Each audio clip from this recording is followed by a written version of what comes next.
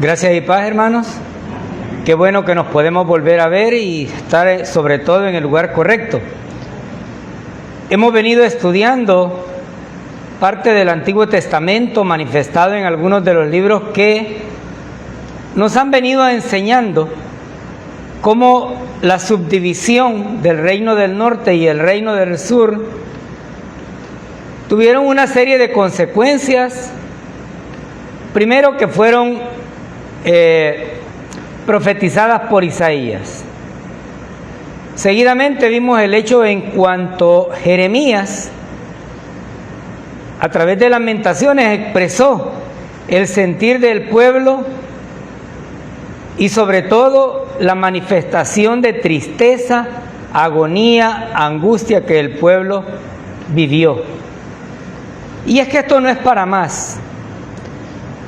La historia, muchos de los expertos dicen que quien no estudia la historia tiende a repetir los mismos errores.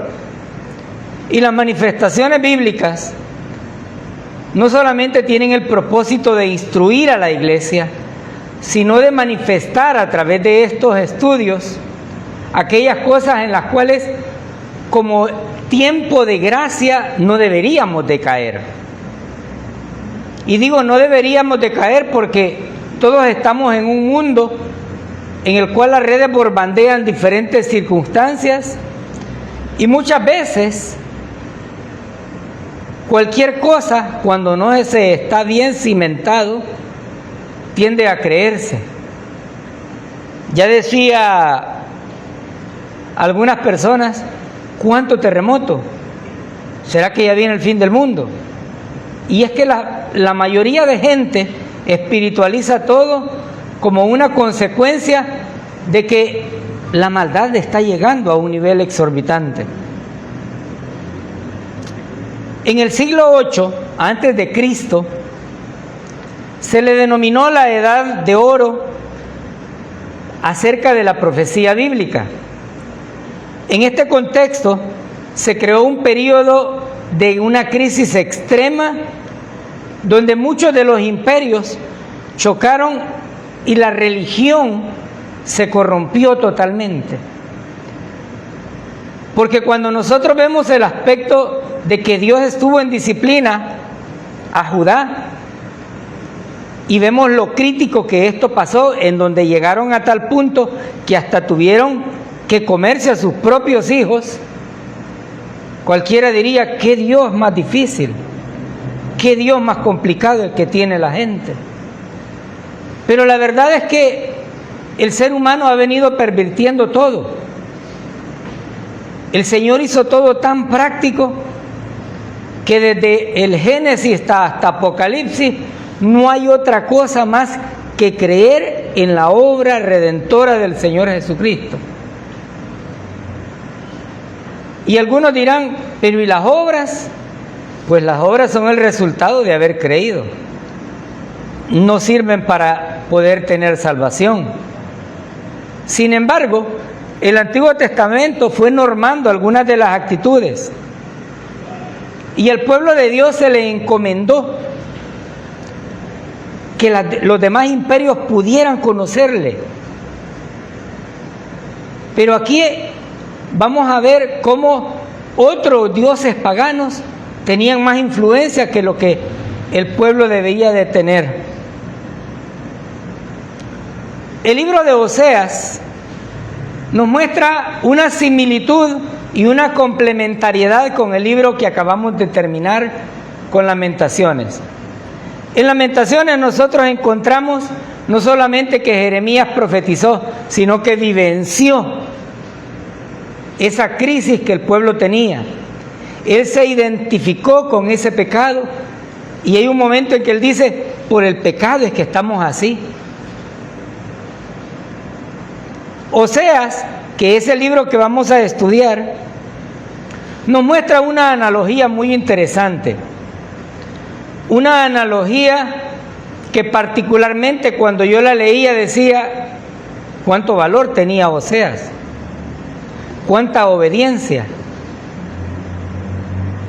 Porque utilizó el matrimonio como una forma de enseñanza al pueblo, en este caso al reino del norte, para mostrarle cuánto o qué nivel de prostitución puede llegar una iglesia aún teniendo la enseñanza verdadera, aún teniendo al Dios verdadero. Y esa analogía nos lleva a situarnos en Oseas en un aspecto muy importante para comprender algunos de los aspectos que vamos a ir estudiando. Tanto el reino del sur como el reino del norte, el sur manifestado con Judá y el reino del norte como Israel,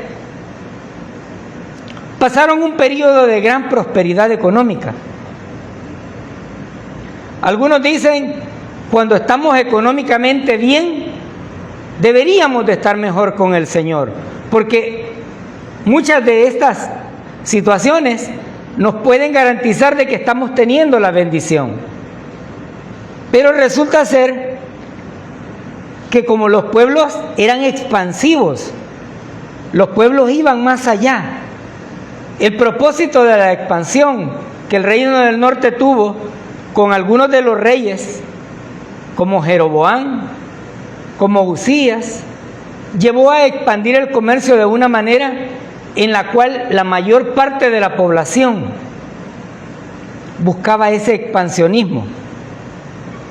Y el propósito era tener rutas comerciales que generaran mucho dinero. Pero ahí viene un problema. Cuando la gente tiene mucho dinero, genera una falsa confianza. Y el problema no es tener el dinero, el problema es cambiar la visión del dinero por dejar a Dios. Y por eso es que muchas veces, cuando escuchamos decir que es más fácil que un rico entre por el ojo de una aguja, no estamos diciendo que los ricos no puedan ser salvos, no, de ninguna manera. Estamos manifestando cuán difícil es para un rico dejar a un lado su riqueza y continuar viendo a Dios como el Todopoderoso y no creer que lo que tiene alojado como riqueza pueda generarle que éste sea su Dios. Esa falsa expectativa y el desarrollo económico llegaron a crear una brecha económica en donde hubieron pobres y hubieron quienes se apropiaron de los bienes de los pobres. Ustedes dirán, ¿pero qué tiene que ver la historicidad? Mucho, porque tras lo que hicieron es que viene la advertencia por la cual Oseas va a manifestar cada una de sus profecías. Y se empezó a generar una explotación de pobres. El sistema se corrompió. Habían jueces que se vendían. Y estos jueces no les importaba absolutamente nada. Y la influencia cananea fue creciendo. Y enumeremos algunos factores. Un buen desarrollo económico, el manejo de rutas comerciales y la expansión territorial que tuvo el reino del norte, la falsa expectativa que tenían acerca de su dinero. Y a ello se le agrega una idolatría oficial. ¿Qué significa eso? Que ellos adoptaron esos dioses cananeos como propios. Y ahí empieza una cadena de problemas, porque a veces decimos, ¿y cuál fue el detonante al final? Pues los detonantes justamente eran esos. Con la condición económica que tenían, ya no veían a Jehová, sino sus bienes. Con la condición económica que tenían, su confianza no estaba puesta en Jehová, estaba puesta en lo material. Y entonces inicia un proceso de prostitución espiritual. ¿Qué es la prostitución espiritual dentro de Oseas? Oseas establece que Yahvé, Dios, eligió a un pueblo como su esposa, como su amada, pero esta amada aún sabiendo que tenía una relación íntima con Yahvé, mira hacia otro lado, mira hacia el otro lado. Y a esta relación le denomina una prostitución espiritual. Algunos dirán, pero la Biblia, a través de Oseas, enseña que también ellos tenían o recibían mucha gracia, definitivamente. Si hay algo que me encantó y que no se me olvida acerca del libro de Lamentaciones, es el versículo que dice: Dios no desecha a nadie. Y qué bueno, porque este pueblo no solamente tenía una situación adversa, sino que había oficializado de tal manera a los ídolos, y que lo que sacrificaban a los ídolos, ellos creían que lo estaban sacrificando a Jehová. Y aquí hay un problema. Hace unos días, por aquí El Salvador pasó una peregrinación, sobre todo aquí en Chapeltique.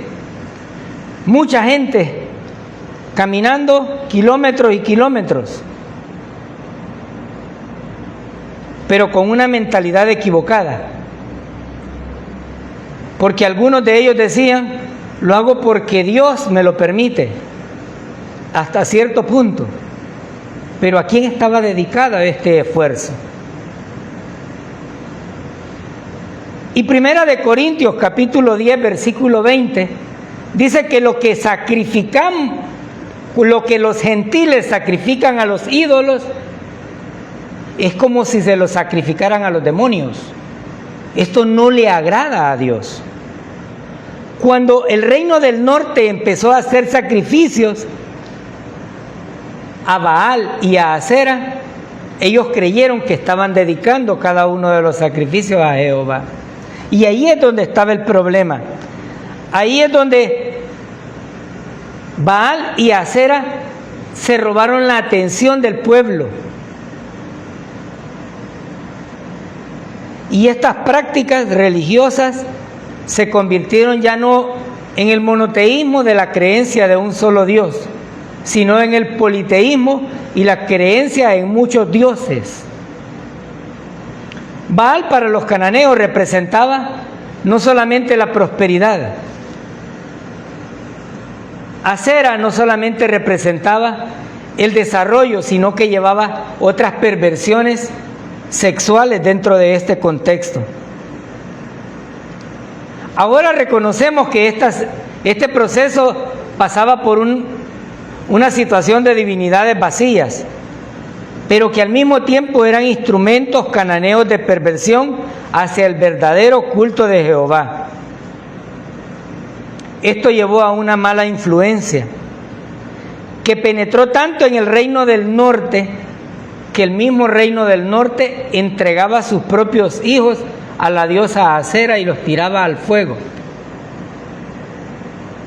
Solo para que tengamos una idea de hasta dónde llegó la perversión y por qué la edad de oro de la profecía llevó no solamente a Oseas, sino a 5 profetas más a ir manifestando la profecía y tratando de corregir el problema. Pero aquí vemos que no solamente fue la desviación y el abandono de Jehová el problema con el que Yahvé los trata, sino que haber creído que el culto que hacían a los dioses paganos era bien visto por Jehová. Y aquí hay que tener mucho cuidado, iglesia. ¿Por qué debemos de tener cuidado? Porque podemos creer que estamos agradando a Dios con algunas de nuestras actitudes, pero no estar haciendo nada agradable a Él. Y esto da como resultado un problema de religiosidad vacía. Es decir, cuando un ser humano empieza a adorar las divinidades vacías, huecas, de madera, no está adorando a Dios. Porque no hay un medio por el cual estas divinidades lleven la adoración a Dios. Y aquí hay otro problema además de esto. Ese apogeo que el reino del norte tuvo, más tarde llevó consecuencias. Y lo vimos a través de Isaías con uno de los reyes, donde dice que Tiglat-Pileser fue el asirio que empezó a derrotar. Y fue así como el reino del norte fue debilitado. ¿Por qué?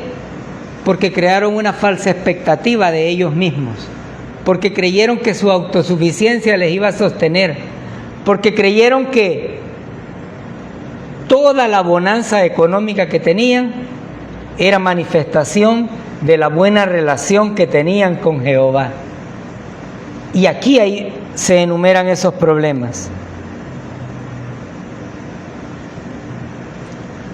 Oseas ejerció su ministerio ya por el año 750 a.C., 2 años antes de la prosperidad material del reino del norte y la destrucción por medio de los asirios.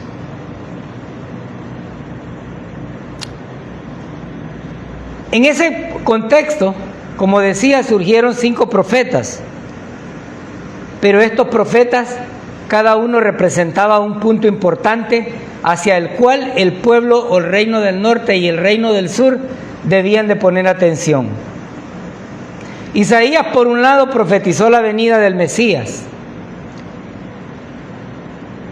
pero Oseas ahora les iba a tratar un punto de raíz, el problema que ellos estaban teniendo.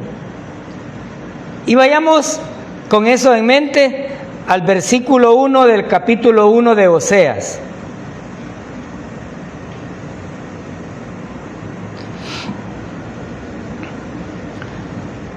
Oseas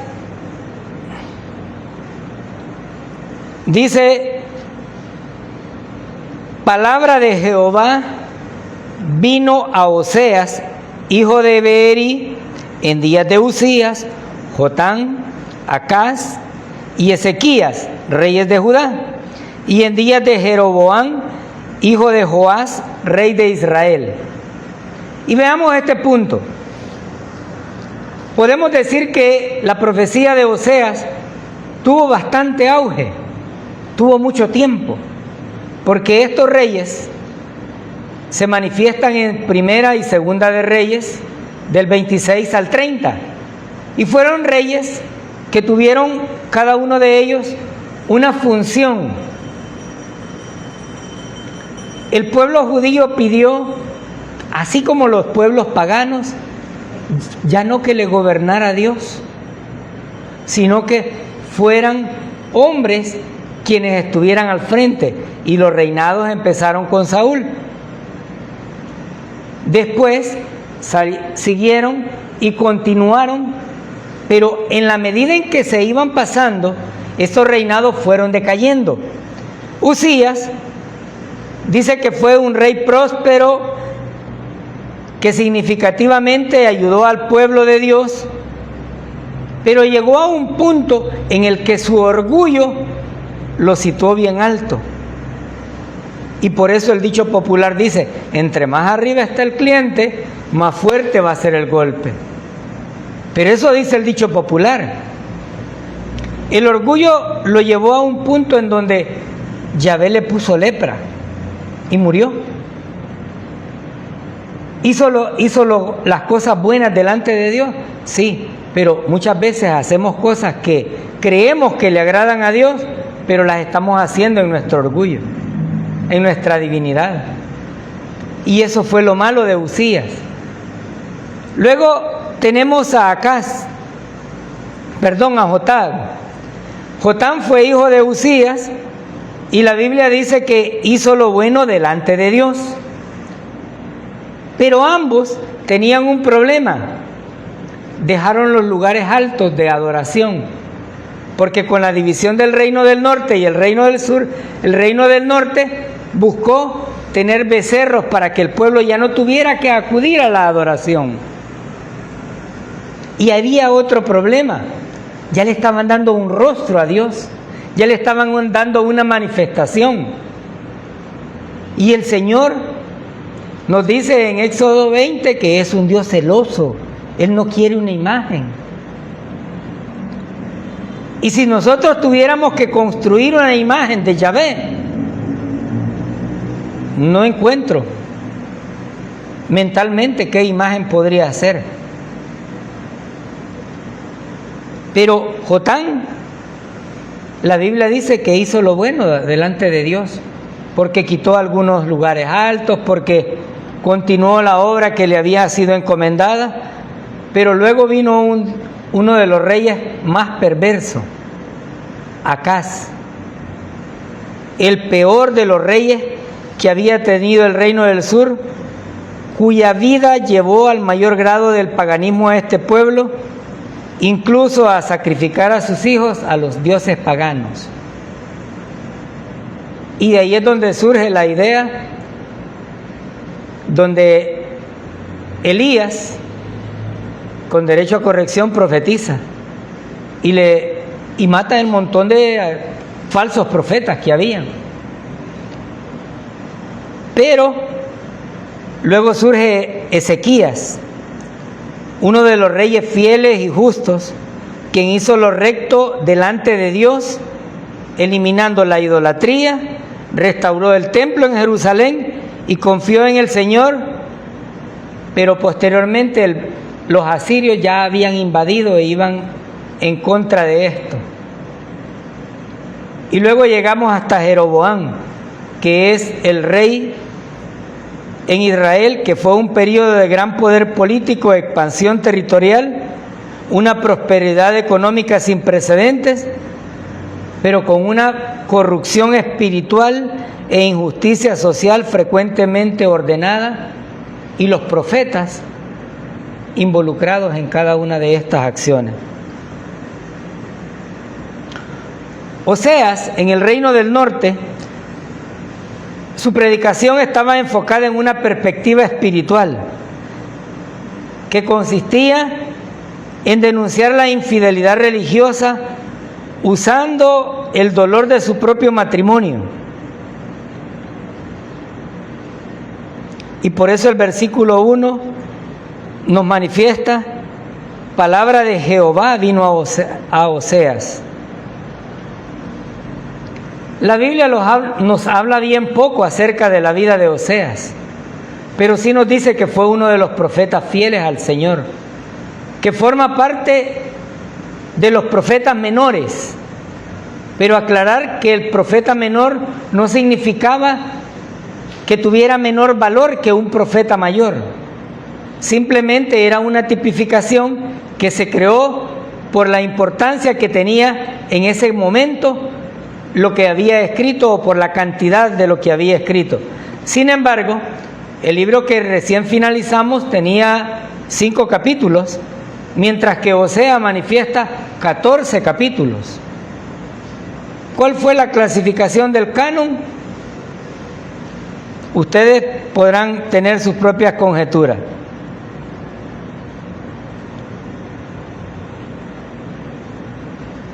Cuando Oseas dice, vino palabra, debemos de reconocer cuán grande es la misericordia de Dios y el privilegio que tenían estos profetas al recibir la palabra del Señor. Que un ser humano pudiera recibir profecía era una de las bendiciones más grandes de la gracia que tenía el Señor, porque el profeta nunca fue perfecto, era un humano. Sin embargo, cada uno de ellos llevaba el mensaje. El reino del norte entendía que lo que estaba recibiendo era un mensaje del Señor, aunque vimos también cómo el reino del sur se burlaba de Jeremías y decían el profeta llorón. Y no dudo en mi humanidad que el reino del norte también se haya burlado de Oseas, porque nos iba a enfrentar una situación que no es nada fácil, pero que constituía una verdadera enseñanza de parte de Jehová. versículo 2 de Oseas.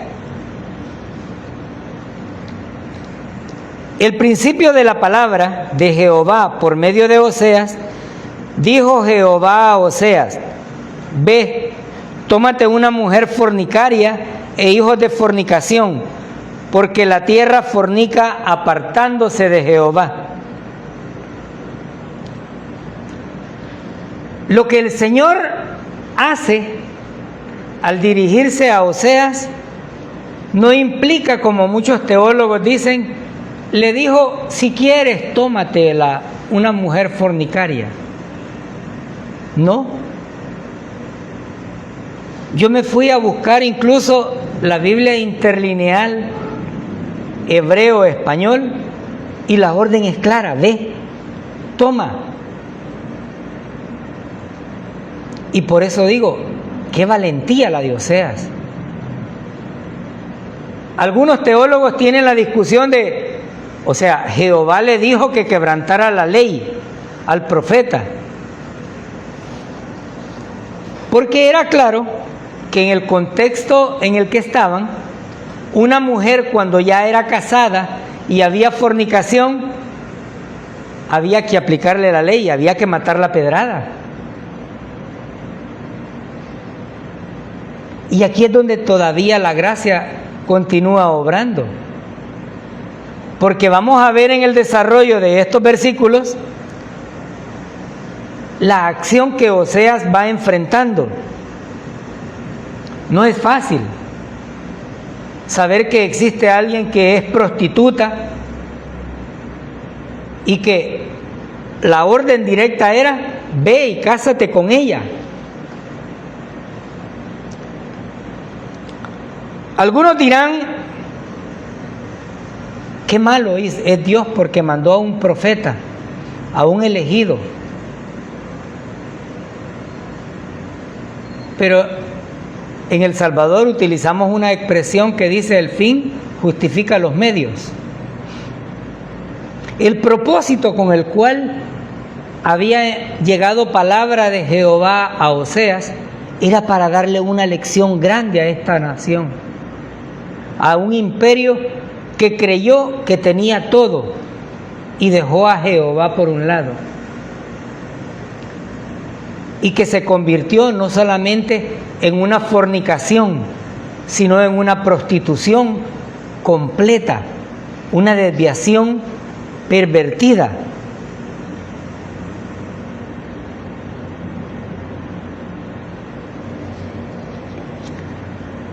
Oseas no solamente tenía como consecuencia casarse con una prostituta, sino que además, dice el versículo 2, e hijos de fornicación, porque la tierra fornica apartándose de Jehová. Y aquí hay un punto interesante para todos. Cada vez que nosotros dejamos de ver el blanco perfecto y creemos en el azar, por suerte me salvé, estamos prostituyéndonos, porque estamos dándole la honra a la suerte, al azar, y no a quien tiene entre sus manos la vida de cada uno de nosotros. No, hermanos, vieran cómo me he fajado yo para tener todo lo que yo tengo. Mentira. Tú no te fajaste. Tú tuviste la bendición de Dios para poder ejercer lo que te correspondía, y Dios te fue bendiciendo conforme a su voluntad, porque nosotros no somos ricos. Todos trabajamos para poder alimentarnos, vendemos una fuerza de trabajo para poder sobrevivir. Algunos es que comemos con frijoles y erutamos plumas, pero nada que ver con riqueza. El pueblo de Dios iba a enfrentar no solamente una enseñanza drástica, sino que además iba a confrontar la idolatría y la prostitución que el pueblo estaba teniendo. A mí me sorprendió. Yo lo había oído, Pero cuando uno se detiene a estudiar cuáles son las características y cómo era la ley en ese tiempo, uno dice, no era fácil la decisión que Oseas debía de tomar. Y saber que tenía que estar casada con una prostituta. Imaginemos esta escena en el orgullo salvadoreño. ¿Cómo iba aquel personaje a salir con su esposa de la mano cuando todos lo iban a señalar? Pero a eso lo enviaba Jehová.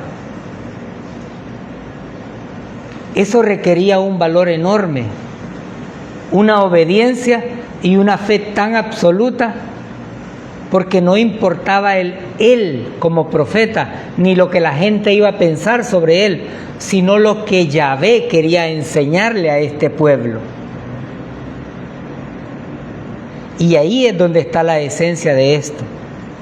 Versículo del 3 al 5. Fue pues y tomó a Gomer, hija de Diblaim, la cual concibió y le dio a luz un hijo. Entonces el Señor le dijo: ponle por nombre Jezreel, porque dentro de poco castigaré a la casa de Jehú a causa de la sangre derramada en Jezreel, y haré cesar el reinado de la casa de Israel. Aquel día quebraré el arco de Israel en el valle de Jezreel. ¿Cuál fue la reacción de Oseas? Obediencia. No, señores, que yo comparto la idea del hermano cuando dice: no hay profeta más renegón, ni profeta que se haya atrevido a tanto que el mismo Jonás. No, yo no voy allá, si de todos modos terminátelo, dale. O sea, bien pudo haber tenido esa libertad. Pero ¿qué dice su Biblia? Fue. No solamente escuchó palabra de Dios, actuó. Y tomó a Gomer, concibió a un hijo. Y es que aquí podemos destacar otro aspecto. La orden divina no tiene vuelta atrás. Usted podrá decir: sí, pero Dios me hizo libre. Sí, pero cuando Dios quiere que tú hagas algo, lo va a encaminar para que eso suceda. Que yo no quiero, si no quieres, pero Dios sí quiere. Y lo va a llevar a cabo. ¿Por qué lo digo? Porque yo tuve esa expresión durante mucho tiempo, ¿no? Pero cuando Dios tiene un propósito, Dios lo cumple. No importa dónde estés, cómo estés y en qué circunstancia te encuentres, Él lo va a hacer en tu nombre.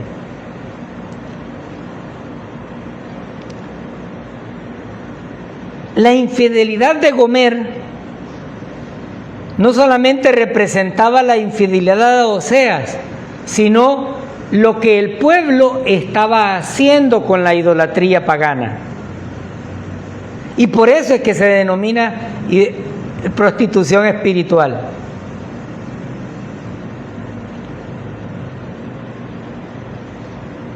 Esta espiritualidad o este matrimonio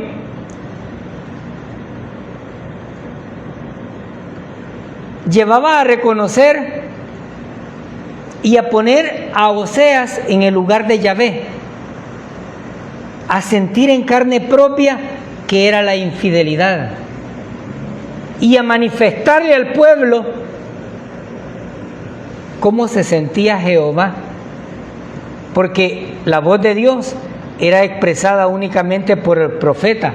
Las personas que estaban a su alrededor no tenían esa comunión ni ese privilegio.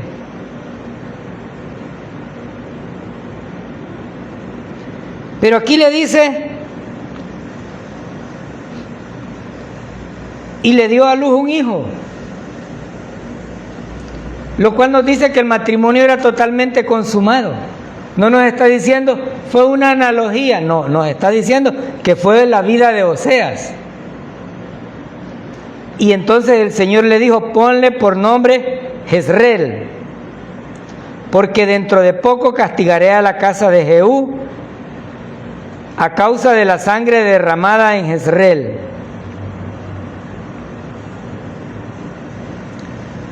¿Qué significaban estos hijos? Juicios. ¿Qué significaban estos hijos? Sentencia con un hombre que iba en contra del pueblo.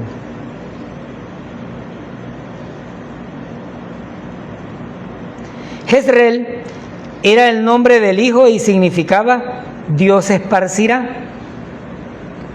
Es decir, Yahvé estaba dándole un nombre para decirle al reino del norte que los iba a esparcir, que los iba a enviar a cualquier parte del mundo. ¿Cómo iba a suceder eso? Lo vamos a ir viendo más adelante. Pero luego dice que va a vengar la sangre de Jezreel. También Jezreel era una ciudad o una famosa llanura que se le conoce como la llanura del Armagedón o el valle de Esdraelón, que tuvo una historia extensa y sangrienta en el pasado, donde la expansión territorial lo llevó a tener muchas muertes también ahí. Y algunas de estas muertes eran injustas, porque cuando el reino del norte prosperó, se le olvidó algo que Yahvé había encomendado, el cuidado de las viudas y de los huérfanos. Les valía igual. Por tanto, el Señor dice que va a vengar eso, pero también lo traslada hacia el futuro. ¿Recuerdan qué va a suceder en ese valle? La guerra del Armagedón. Y Apocalipsis nos narra que la sangre va a llegar hasta el hocico o a la trompa de los animales. Imagínense cómo podrá tener esa idea. Pero no solamente eso, sino que el versículo dice, y haré cesar el reinado de la casa de Israel. Yahvé es un Dios de promesas y las cumple. Pero este pueblo iba a cesar su reinado. Porque no solamente iba a quitarle el poder militar, sino que además lo iba a esparcir totalmente. Tanto que la historia dice que al reino del norte se le conoce como las 10 tribus perdidas de Israel, porque los esparció totalmente. No se mantuvieron unidos. En cambio, el reino del sur, Judá, fue reestablecido, y lo aprendimos en Lamentaciones. El pueblo se arrepintió y vio a Jehová, pero la maldad que tenía el reino del norte lo llevó a esparcirlos totalmente. Por lo tanto, aquí les estaba diciendo, no solamente los voy a esparcir, sino que ya van a dejar de ser una autoridad total. Y los voy a derrotar aunque tengan poder militar. Y aquí podemos ver que no se trata de cuánto poder pueda tener una gente, sino se trata de lo que Dios quiere para su pueblo. Hoy por hoy, los seres humanos o las autoridades, presidentes o imperios, tratan de destruir a los pequeños. Y vemos desde hace mucho tiempo una guerra santa queriendo hacer desaparecer a Israel. Pero Yahvé dice, no. A través de las redes vemos cómo son cantidades de misiles que le lanzan y cómo aquellos se van haciendo así como con luces de Navidad apagando. ¿Por qué? Porque la voluntad de Dios no es esa. A este reino del norte la sentencia le estaba llegando por cada una de las atrocidades y perversidades que habían hecho. Porque al adoptar a Baal, no solamente adoptaron una religión vacía, cananea, sino toda la perversidad que estos hacían. Al adoptar a Asera, aceptaron todos los rituales paganos y convirtieron los lugares de adoración en centros de prostitución, porque creían que haciendo semejante acción agradaban a Dios. Esto es como en nuestro tiempo cuando nos dicen, hermano, yo quiero poner un negocito, no cree que me lo bendice Dios, yo quiero poner una cantina, fíjate. Y ese negocio es redondo, hermano. Y si no, pongamos un barcito, vamos a empezar vendiendo solo cositas livianas. Así le pasaba al pueblo.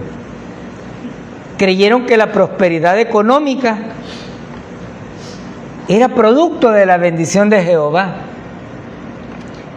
Ahora bien, no con esto estoy diciendo que Dios no puede bendecir a alguien económicamente, sino cómo podemos desviarlo de la perspectiva de convertir la riqueza en otra cosa. Ese es el problema, porque Dios nos puede regalar. La historia nos narra de personas que han confiado en el Señor y han tenido una buena economía y han invertido en la obra del Señor. Y han vivido así. Históricamente aparecen muchos personajes, pero este pueblo se ensoberbeció a tal punto que ellos dijeron que incluso los templos que tenían eran templos donde la prostitución se hacía, y era una prostitución espiritual, pero tenían relaciones con cada uno de los hombres o mujeres prostitutas. ¿Con qué objetivo? Con el objetivo de agradar al Dios, porque era el Dios de la fertilidad, porque era el Dios de la prosperidad. Pero ¿habrá sido agradable a Jehová? No. ¿Qué les iba a hacer? El reinado se les iba a terminar. No importaba el poder que tuvieran, los iba a raer. Versículo 6. Concibió Gomer otra vez y dio a luz una hija. Dios dijo a Oseas, ponle por nombre Lo-ruhama, porque no me compadeceré más de la casa de Israel, ni los perdonaré. ¿Cómo dice? No, si Dios es un Dios de compasión y todo nos perdona, hermano. ¿Qué dice su Biblia por ahí? Que los va a aguantar hasta el final. No. Dios es un Dios de oportunidades, sí. Dios es un Dios de misericordia, sí. Pero cuando el ser humano ya no quiere nada con Dios, ya no hay manera. El reino del norte tenía profetas, tenía jueces, tenía una clase religiosa que tenía la obligación de preservar el amor hacia Jehová. Pero ¿qué habían hecho? Se habían adaptado a las circunstancias. Este nombre, Lo-ruhama, significaba digna de compasión. ¿Cómo veía el Señor al reino del norte? Digna de compasión. O sea que ella nunca conoció la compasión del Padre.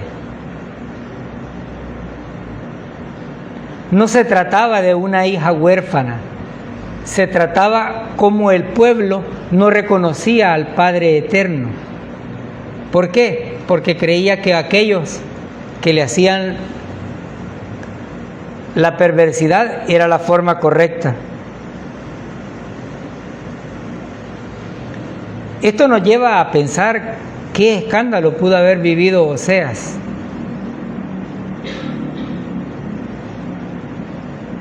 Porque no era solamente la manifestación de la vida del matrimonio de Oseas, sino el mensaje que Dios estaba transmitiendo al pueblo del reino del norte.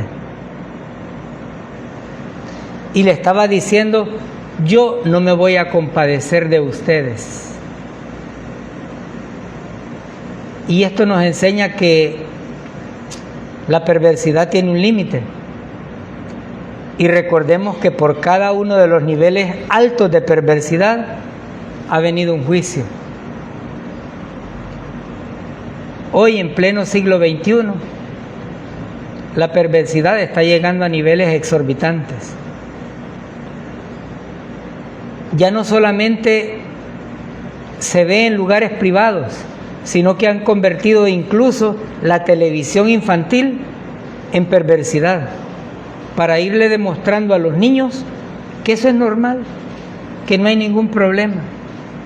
Los países desarrollados han venido creando la figura de que un hombre y otro hombre pueden andar de la mano y casarse, y que es normal. Una mujer con otra mujer puede tener y no hay ningún problema. Y los niños van viendo. ¿Por qué? Porque van bombardeando las raíces del desarrollo de cada uno de los países.